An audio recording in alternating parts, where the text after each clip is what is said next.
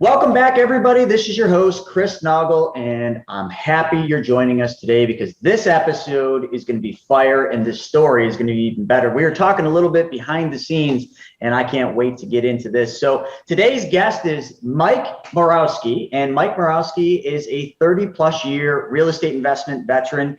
Now, here's the thing, and then I'm going to let him tell the rest of it, because once I tell you this, we don't need to go any further. He has controlled $285 million in real estate transactions, and there's so much more where that came from, but like right there, Mike knows his stuff. So we're going to get into that in just a second, but first I want to talk about all of you watching this, and I want to talk about your journey to becoming a rebel banker. On that journey, you're going to go out there and find knowledge. Maybe you find mentors, you're going to learn, but the person who told you that knowledge is power lied to you. Because knowledge is not power, it's the application of knowledge that matters, and it's the application of knowledge that will get you where you want to be. So with that, I'm going to put a little test to all of you, because I want to see if all of you can actually apply knowledge, because Mike's going to give you some unbelievable golden nuggets, and you're going to want to apply them. Don't just listen to this and do nothing, be like, oh, that was a good episode. Take some of these things and go out there and do something with it so that you can control not just $285 million in real estate transactions, but why not do 385 million, 585 million? I mean, there's no boundaries. So here's the thing. I want to give you guys something for free. So I'm going to give you my brand new booklet that we did. This booklet just came out, so you've never gotten this. It's called Drifting Away from Traditional Car Buying, How to Keep Both Your Car and Your Finances in the Fast Lane. This booklet teaches you how to get all the money back for every single car you will ever buy, drive, and own. And you want that for free? Simple. Go to chrisnoggle.com. Just go to my website. And before you even swipe, right there in front of you will be a registration to get that booklet. You click it, sign up for next week's Wednesday Wealth webinar, and you will get the booklet for free. Right there, that is how you take action. Now, I had to bait you and give you something for free to get you to actually click on a free webinar, but I just want you to get used to that applying knowledge. So, Mike, welcome to the show. Hey, thanks for having me on, Chris. I appreciate it. Absolutely. I just want you to know I already went and downloaded that book. See, listen to that, folks. Mike already did it. Just as I was explaining it, he's got the booklet on its way. That's applying knowledge. Mike, tell the audience, because I just told them like the high level. Give the audience a little bit of a background about what your business does today and what you're up to. Yeah. So the first thing that I want to say is success always leaves clues. And I couldn't agree with you more about the execution of knowledge. If we don't execute on knowledge, it's worthless. And, you're right. We can have all the knowledge in the world, but it's how we execute on it. And that's one of the key principles I think I've learned over the years that has stuck with me, that, made me where I'm at today, I think. My business today, Chris, I'm a coach. I'm a trainer. I teach multifamily real estate investors and other professionals around that space, whether you're a broker or a lender or an insurance agent, whether you're a novice investor coming in or are scaling a business from multifamily or some other asset class into multifamily. I teach you how to scale your business and live a quality, balanced lifestyle. I think in real estate that we all can get sidetracked with things that are less important than what really needs to be important in our lives. So I try to help people live a balanced lifestyle. One of the things I really believe is that if we don't grow personally, we won't grow professionally, and that's how I work with people. I love that. And 30 plus years isn't just a little bit of time. You picked up an awful lot of wisdom along that journey. So what I'd love to do is, can we take a trip back in time to where you began? What got you on this real estate journey that you're on today? And just walk everybody through, like, what does that whole story look like? I know before we kind of talked about a little something I didn't know, and I'd like to hear more about that, because that's interesting. That shows some serious resilience in your life and in your pursuit to happiness. I feel like we're in Back to the Future all of a sudden. Hey, if we had a DeLorean that did that, we'd be in it right now, going back and actually looking at it. Right.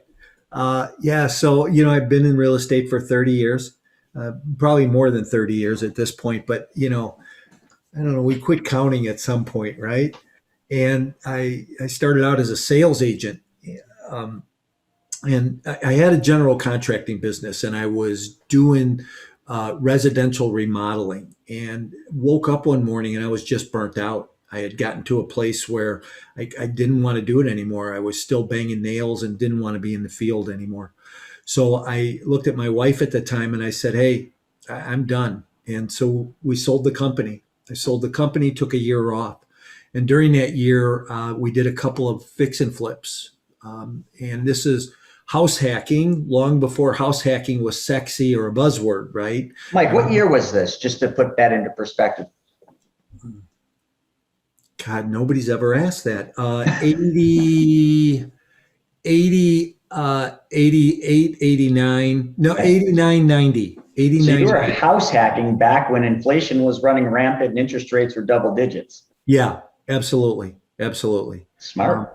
Listen, one thing I've always learned is you can make money in an up market, a down market, when interest rates are high, when interest rates are low. There's a Democrat in office or a Republican, doesn't matter. So Well said. always make money. So, hey, so I sold the company. We house hacked a couple of houses, but I met a real estate agent along the way that was very successful. And this is where I say success leaves clues, right? Jim Rohn said many years ago, success leaves clues, and to pay attention to those successes. So I went to Todd and I said, "Hey, I'd like to go into real estate business." And he said, "I think you'd be great at it. I think you have the skills and the tenacity to do that." And I said, "Okay." I said, "Could I come and shadow you and your team?" And he said, "No." I said, "Well, how am I going to learn?" He goes, "I'll do better than that. I'll make you a cassette tape." So if we thought 30 years was bad, now I'm really going to date myself, because I don't think anybody can find anything to make a cassette tape on today. So he made me this cassette tape, and I listened to it over and over and over again. And there were some basic fundamentals and some skills there that I adapted, became part of my DNA, and I just implemented them every day. I'm old school, right? So I pick the phone up and I call people and ask them if they want to sell their house. It can't get any simpler than that. Mm-hmm. My first 9 months in the business, I sold 78 houses. I was RE/MAX Rookie of the Year that year. I went on to build a team selling over 125 homes a year. I went into 2005 shows up, and the market starts softening. And I'm like, I'm not really sure what's going to happen here, but I know the market's going to go in a different direction. I want to do something different because I don't want to get caught in a situation where my production drops or my income drops. And what can I do different? I'd always wanted to be in the apartment business. Here again, Chris, success leaves clues. When I was in the construction business, I did a lot of work for Inland Real Estate. Inland is one of the largest REITs in the world today. But here's what I understood: private equity. You raise private equity from individuals, you marry it with a great real estate deal, you stay in the middle, and as long as everything goes well, everybody makes money, and it's great. So 2005, I syndicate my first apartment deal. That means I brought private equity to the table, I brought real estate to the table, I ran and operated a deal. It went so well. As hard as it went well. And I raised $18 million and bought $60 million worth of real estate over the next 30 months. I bought 4,000 apartments in 5 states, built a property management company managing 7,500 doors. And that brings us to today.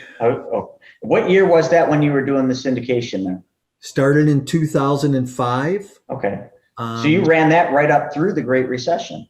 Yeah, sure did. Can we talk just a little bit about that? So like you're doing syndications, you had, I don't know how many units by that point, but when the whole bottom fell out, it sounds like you kind of saw some signs that things were softening, and you might have prepared, but let's just revisit that a little bit, because I feel like right now in the markets, you're seeing a lot of clues, as you said. I don't know if they're success clues, but you're seeing a lot of signs that things just don't make a whole lot of sense. And there just might be something coming down the, in the year, 2 years, 3 years or so. So if we go back to 2008, these are some of the clues. You started seeing them in 2005.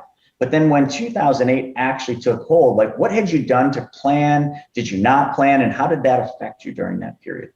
So 2005, I don't know what I saw, Chris, but I saw that there was going to be a problem in the market.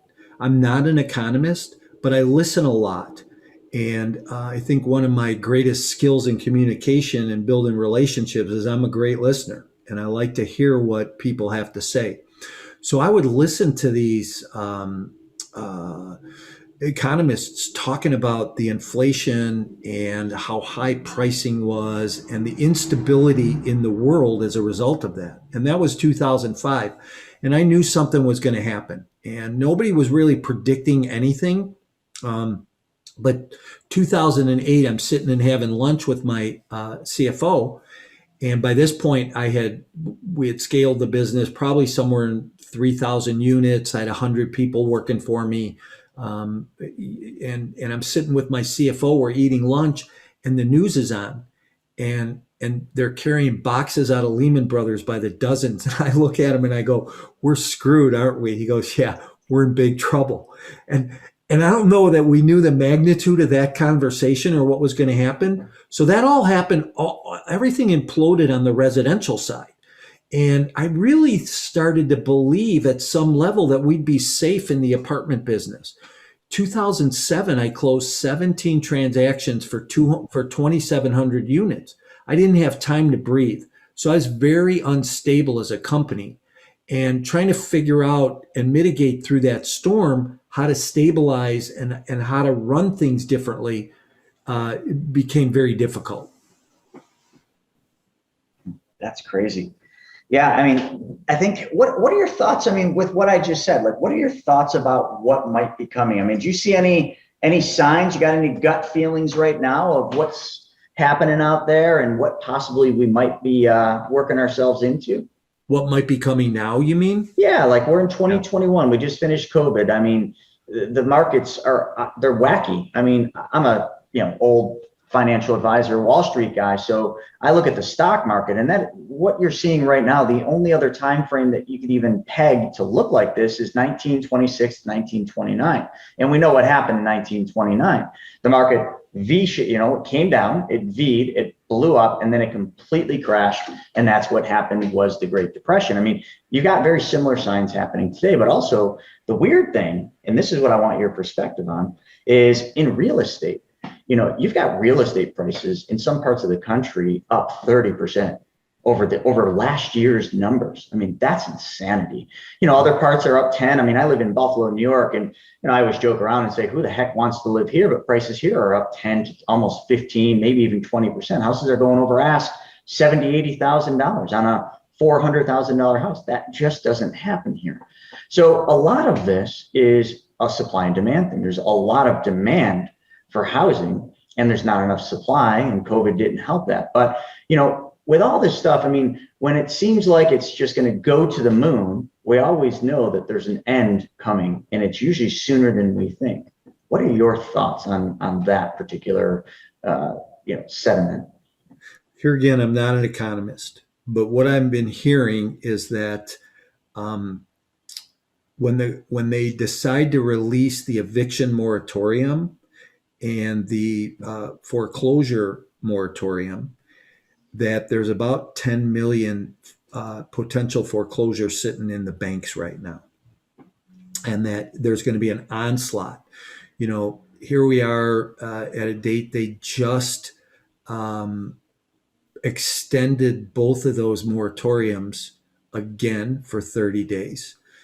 How long can they do this? And I believe my own opinion about this is, and I don't get into political stuff at all, but I believe that they're afraid at some level to release those because they know what's going to happen.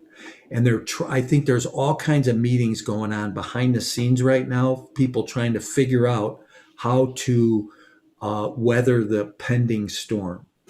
So I have a friend who's one of the biggest foreclosure attorneys in the country. He handles all the foreclosures for the bank side.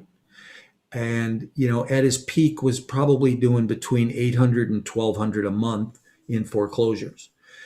we had dinner a couple of weeks ago, and he said, my business is at 15% of where it was.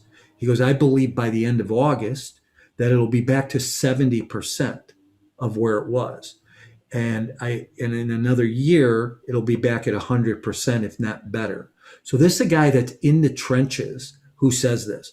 I've listened to a couple of economists who say that, and the prediction was 30 days ago from where we were, that if they release the eviction moratorium and the forbearances and moratorium on the foreclosures, that by the third quarter of 2023, the world will be upside down again. I believe that when that happens, when those two releases happen, that we have about 18 months. I heard this morning, I was listening to a podcast of somebody, and I wish I could remember who it was. I remember who it was. It was a real estate trainer and who coaches real estate agents. Real profound guy, number one in the marketplace, great guy. And he said on this podcast this morning that he believes there's 2 years left, if you're a real estate agent right now, to make hay. He goes, after that, this world is going to just kind of shrivel up again for a period of time.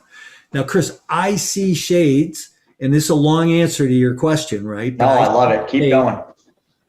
I see shades of 2005, 2006. I see shades of 2007. I think there's an instability in the market right now. People are nervous. Housing prices are crazy. Cap rates in multifamily are so compressed right now that I'm starting to see 3% cap rates in some markets. You can't justify a 3% exit cap on the other end getting out of a deal. So if I buy a deal today and I'm going to hold it for 7 years, I don't believe in my heart of hearts that I can project a 3% cap rate if I'm going in at 3 today. My safest bet right now is a 5 and a 5. To go in at a 5, come out at a 5. That's probably one of the most conservative places that I can underwrite at. But the compression is happening so bad. I wrote a book called Exit Plan. And in that book, I detail a property that I bought. A guy got off an airplane one morning, called me up 7 o'clock in the morning. He says, hey, I just got off an airplane in LaGuardia. He goes, I flew across country last night. I read your whole book. Did you really buy that deal at a 13 cap? I go, yeah. He goes, what's it trading at today? I said, I just heard somebody trade at 4.5 on that. So on the same property that I owned 10 years ago. So it just nuts where the market's gone. That's a great answer. And it's so funny. Being in the money space and having been there for a long time, I study like a nerd, to be honest with you, economists. I watch multiple economists and I study them. I sign up for their paid newsletters and I digest all their different viewpoints, and they're very different, but they all conclude to exactly what you just said. I don't care what economist that I've studied, every single one of them are hinting that 2023, it's all over. It's done. They can't see how without unprecedented government interaction, which you've seen, but I wouldn't call it unprecedented. You've seen the government doing some crazy things. And, if the government keeps doing what they're doing, kicking the can, printing money, doing these unbelievably stupid, because they really are. I don't care what, I don't care who's listening to this, what the government is doing right now is single-handedly the largest, probably most foolish experiment ever done with an entire country and an economy. And if it doesn't go the way the government thinks, and they probably have a 5% chance of it working, if it doesn't go that way, it's going to be catastrophic, because what you're doing in all the stimulus and everything is you're creating this ginormous bubble. If you think 2006, 7, created a bubble, which it certainly did, what you have today would be the equivalent of looking at an ant and comparing it to Godzilla. We are in Godzilla right now. It's that big, and it will, the bigger the bubbles get, the harder they pop. So, I'm somebody that believes in Austrian economics, not to get boring with it, but the markets should just be left to their own devices, if you will. They should just be left, but they haven't been for a very long time, really starting in 2008. So if 2023 marks the scary point, I think you're right. I don't care if they're realtors. I don't care if you're flipping. I don't care if you're, accumulating assets and doing whatever you're doing. You've probably got till somewhere mid 2022 into 2023 to make an awful lot of money. But the problem is, and this is something I see firsthand with thousands and thousands of people that we coach and help, is people right now are so caught up in this euphoria. It's the same exact euphoria you had back in the booming 20s and the late 1920s. People think that they're missing out on something. You mentioned the 3 cap. When you say that, I'm just like, I would never even look at something like that. I wouldn't even spend 5 minutes to even entertain somebody to tell me about that deal. Because in order for a 3 cap to make sense for me, for my underwriting, I'd have to have a lot of appreciation, and I don't see the appreciation. I see actual depreciation, and I see deflation coming. So when you buy something that only has that kind of a margin, how are you ever going to exit that? And some people are like, oh, I'll never exit it. Well, how are you going to support that at a vacancy rate that's much higher than it is today? And that may never happen, because I think if 2008 taught us something in your space, in the multi-unit space, as long as you don't have, all A's, if you've got some B's, maybe even some C's that are affordable for people to live in, I think you're going to be just fine, because you will be able to cash flow through it. But I think a lot of these people with these luxury apartment buildings and these high-end loft apartments, $2,000, $3,000, $4,000 a month, man, they're going to be in for a hurt. And I just can't imagine that being a sustainable model in a downward market. I just can't see that happening. So yeah, we're seeing the same things, and it's interesting. And I think, a lot of people right now just have lots of cash. They don't know what to do with the cash, so they just keep reinvesting. And I think it's a dangerous proposition. I've gone, me and my wife flipped hundreds and hundreds of houses when we had our TV show. We had lots of rentals. And over the last 2.5 years, I'd say, we've been selling off, very aggressively selling off in the last year with these prices. I went from 91 units down to, I think we'll be under 20 here soon. And a lot of people think I'm absolutely crazy because I'm selling great properties. But Warren Buffett said it best: buy low, sell high, and don't lose money. I bought them relatively low, and now I'm selling them at the high point of the market, and I'm not going to lose money. And I'm just going to stockpile this cash through the different privatized banks and everything I have set up, wait for this whole catastrophic event. I don't care if it's 3, 4, 5 years from now. And then when that happens, man, it's, they used to say it's, what did they say? It's 1999, party like it's 1999. I'm going to be saying party like it's 2024, and that's going to mean I'm going to just start buying. And it's just patience. You've said so much, right? And one of the comments that I make is, so does this mean you don't do anything right now? I think not. I think you still move forward. Here's the scary point about being in the multifamily space. If you buy a deal, you probably want to be in that deal for about 7 years. So if I buy a deal today, and even if cap rates go from a 5 to a 4 on that deal between now and 2023, they're still going to go back up after 2023. I'm still, I'm going to be on the other side of it. So the cash flow is going to slow down. So you just have to know how to balance it. And one of the things that I would say, because one of the things I did wrong when I was syndicating deals was I didn't raise enough money. Make sure you have enough money raised and you keep some money in reserves so you can weather a storm. See, there was a problem. I owned all that real estate, and I would buy real estate at 70% occupied, value add stuff, re-engineer it, put more people in it, get the occupancies to 90%, but then the market got wiped out. All those people moved out. So we went from 90 back to 65, 70%. I didn't have money to weather the storm in the space. You underwrite a deal typically at a 20% vacancy, economic and physical, and then, but that we dropped below 20% on occupancy. So there was not enough cash to weather that space in between. So just make sure that today, when in your underwriting and when you're raising money, that you raise enough to weather that storm if it falls. So, and the other comment that I want to make, You talked about A-class deals, more expensive deals, high rents of $2,000. When I was syndicating before, we would never look at an A-class deal because the cap rates were 4%. Those were for the insurance companies and the hedge funds that paid a coupon to their investor, and their investor could clip a coupon at 3% and the hedge fund make 1%, and everybody was happy all day long, right? Because there was no repairs and no maintenance. Today, everything's at a 3, 4, 5% cap rate. Everything is so equal that it, at some level, the thought process is, well, why don't I buy an A? Because I don't have the maintenance issues, right? The problem that I foresee, and you said it, was the rent is 2,000. Okay, so a lot of them are more than that, Chris, right?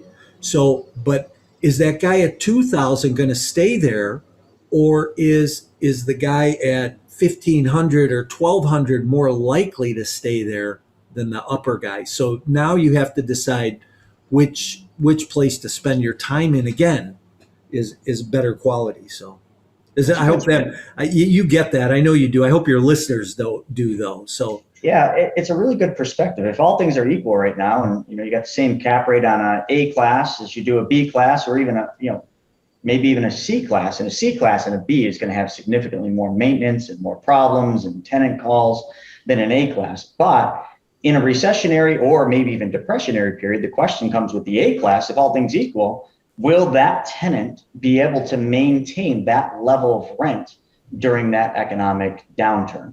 And, do they keep their jobs? Do they lose their jobs? Are they able to support that? That's where I think the problem comes in is if you have A class, it might be equal to the C. So you probably should buy the A with less maintenance. But if you had to drop your rents by 20 or even 30%, would your property still be stabilized? And I would be likely and probably pretty accurate to say the answer would be no. Whereas the lower class, maybe it's 800 to 1,200, give or take the market that you're in terms of rents, those tenants are more likely to be able to maintain that. And even if they're not, the people that were in the A's are going to move down to the B's move down to the C's. So the lower down the chain you go, the more stable that property will be. We saw that in 2008. Actually, I think if I'm correct, and you would know this more than me, but B's and C's actually went up the rent roll, and the property values dropped, but the rent rolls, I think definitely in C's went up.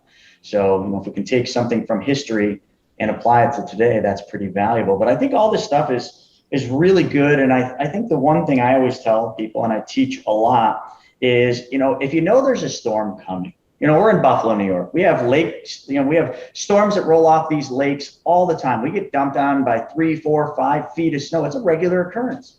We see it on the news. We go to the store, we stock up on water and some food because it's going to be a few days. We make sure the vehicles and the snow blowers are fueled up. All that stuff is preparation. We prepare for the storm that we know is coming. So if everybody knows or has an inkling that there's a storm coming, you got to get prepared. And you said it, fill the coffers up, get liquid, get some extra working capital in there so that when this happens, you can weather the storm. Because if you run the company, at a really thin margin and you're not keeping cash in your company and this happens, can you support? Or what are you going to have to give up during that time in order to support? That's, I think, the more important thing. And you're right. Like, hey, listen, if you're selling properties, I'm selling properties and, we're making great money on it. Like, am I sitting on cash? Absolutely not. So then people always ask me, well, then what are you doing with money? Well, if I told you, you'd probably say that, that's boring. And you're right, it is. I've put a lot of money that is just idle capital that's for a rainy day or emergency fund in 20 and 30-year U.S. Treasury bonds. And I do that because I know the inverse relationship of interest rates with those bonds. And as interest rates go up, the bond price comes down. When the market falls, interest rates go down, my bond prices skyrocket. And I'm huge with privatized banking, those specially designed and engineered whole lives. I keep tons of cash in those, but I never leave it in those. I move it out. So the big thing I do today is very short-term private loans. Anything from 6 months to 12 months. I'm very firm on my underwriting and I charge 12%. So I keep my money moving through my private banking system with private lending deals. And, Rockefeller, I believe it was Rockefeller, said back a long time ago, he said, own nothing and control everything. Yeah. I just watched banks. Now, banks are risky drivers. They do stupid things, but banks are pretty smart with money. I just mimic what the bank does. The bank loves lending on secured, tangible assets in a first position because they don't own it, but they control it.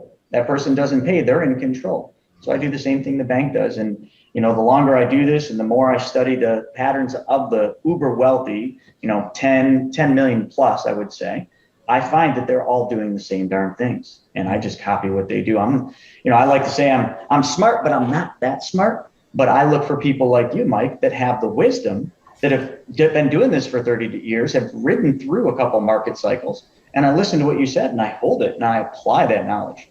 So I appreciate everything that you just said there. I think it was really good. Yeah. So one thing I want to ask you is on this whole journey, for 30 plus years, what would you say your biggest internal obstacle has been to get where you're at now? My biggest internal obstacle? Yeah.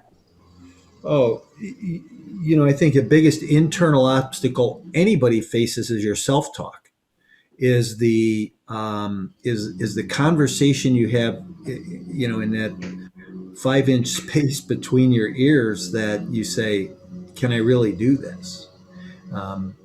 Was I really meant to do this? Hey, I've done a lot in the real estate space. I have so much wisdom and knowledge. It's, and I know that I help people grow their business. But I have that conversation that goes on. Is this really the right space for me to be in? Right? So I think that everybody, I don't care what level of success, and I've heard Tony Robbins say it, it's the self-talk conversation. It's about how do I change my story from I can't to I can, or I didn't to I'm going to, right? So, hey, Chris, my journey hasn't been one of all success.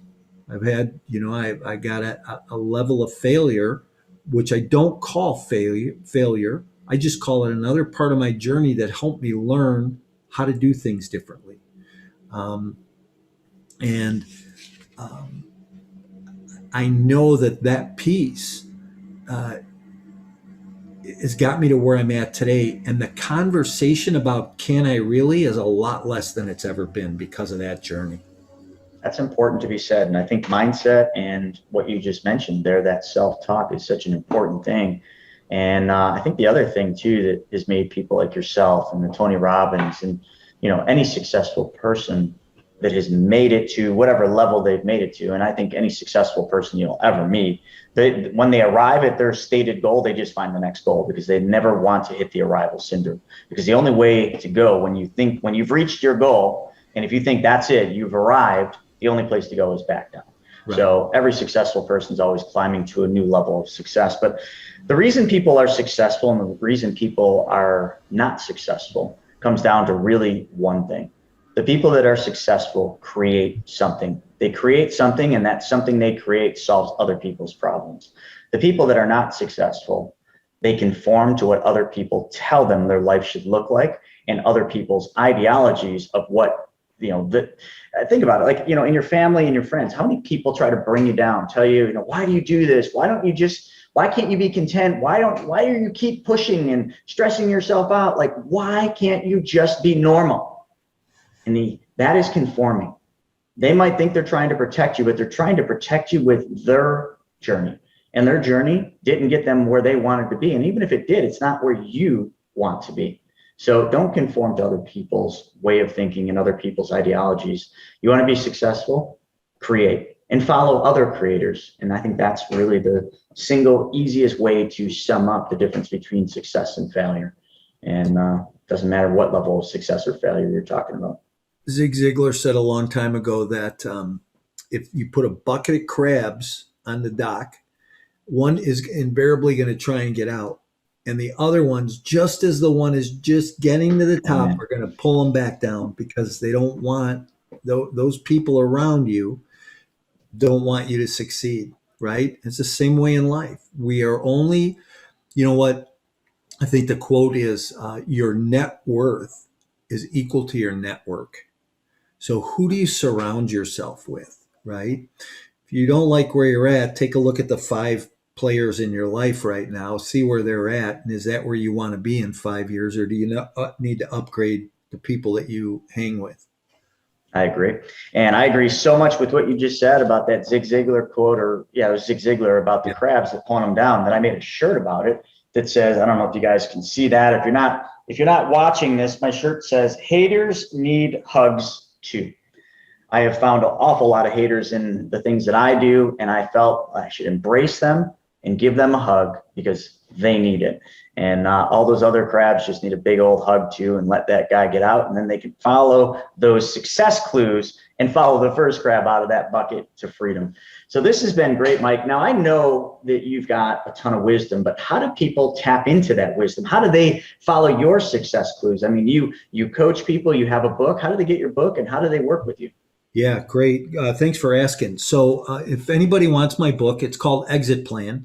It's your complete guide to multifamily investing and why you need an exit plan before you buy. And Chris, real quick, the whole premise behind that has been that I spent hundreds of thousands of dollars over the years on coaching and training, tapes, books, seminars, and great trainers, really people I learned a lot from. But here's what everybody teaches you: how to find a deal, how to get in a deal, how to go to contract, how to operate a deal. But nobody teaches you how to get out or when to get out. There's a saying in real estate that says you make money on the way in, but you don't realize it till you're coming out. So how do you exit? And it doesn't always mean that you're just selling the property. So go get a copy of my book. It's at mycoreintentions.com/exit plan, and you can download a free copy there. If you're like me, you want a hard copy where you can dog ear the pages and highlight it, and you can go to Amazon or Barnes and Noble and get it. You can follow me on social media: Instagram, LinkedIn, Facebook. I'm kind of loud out there. So, tap in, follow me, subscribe, like me, love me, all that stuff, right? And if you want to direct message me, you can direct message me at mike@mycoreintentions.com. Awesome. Well, folks, there's been a lot of golden nuggets dropped on this episode. So I hope you all take something out of this and actually run with it. Like I said earlier, your journey to becoming a rebel banker isn't just getting the knowledge that you got today. It's actually applying that knowledge.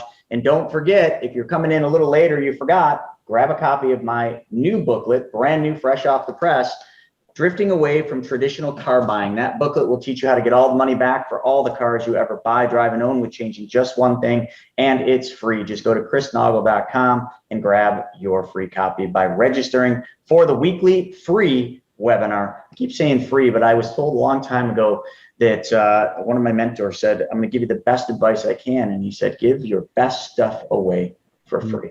And that's what I do today. And Mike, I appreciate you giving a copy of your book away for free if they don't want the actual copy. And what we're going to do, folks, we're going to put that in the description, in the show notes. You can click that link, and we'll also show you all the other ways you can get a hold of Mike and find out how you can work with him to take your business and your life to a whole new level. So thank you so very much for joining us today on this episode of the Real Estate Money School. Mike, it was a pleasure.